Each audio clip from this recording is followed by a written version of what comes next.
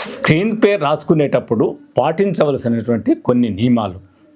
అంటే ఆర్టిస్ట్ దగ్గర భావోద్వేగాలు మనం ఎక్కడ ప్రదర్శింపగలగాలి, ఎక్కడ అతను ఎమోషన్ అవ్వాలి, ఎక్కడ శాంతంగా ఉండాలి, ఎక్కడ ట్రాజడీ ఎఫెక్టివ్ని చూపించగలగాలి, ఈ డీటెయిల్స్ అన్నిటిని కూడా ఆ ఆర్టిస్ట్కు అర్థమయ్యేంత సులభ శైలిలో స్క్రీన్ ప్లేని రాసుకోవాలి.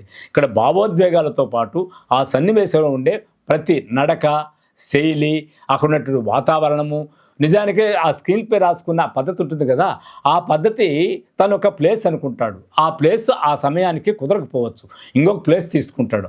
ఆ ప్లేస్లో ఉండే ప్రాపర్టీస్ని కూడా సమర్థవంతంగా వాడుకోగలిగినటువంటి వాడే స్క్రీన్ ప్లే మీద పూర్తి అవగాహన ఉన్నవాడిగా మనం అనుకోవచ్చు. కాబట్టి భావోద్వేగాలు ఎక్కడ పెంచాలి, ఎక్కడ తగ్గించాలి అనేది సినిమా 2 గంటల సినిమాలో ఎంతవరకు అయితే జాగ్రత్తలు పాటిస్తామో ఆ సీన్లో కూడా ఆ జాగ్రత్తలు పాటించగలిగినప్పుడే ఆ సీన్ పండుతుంది. ఆర్టిస్టులు కూడా సక్సెస్ఫుల్గా యాక్ట్ చేస్తారు.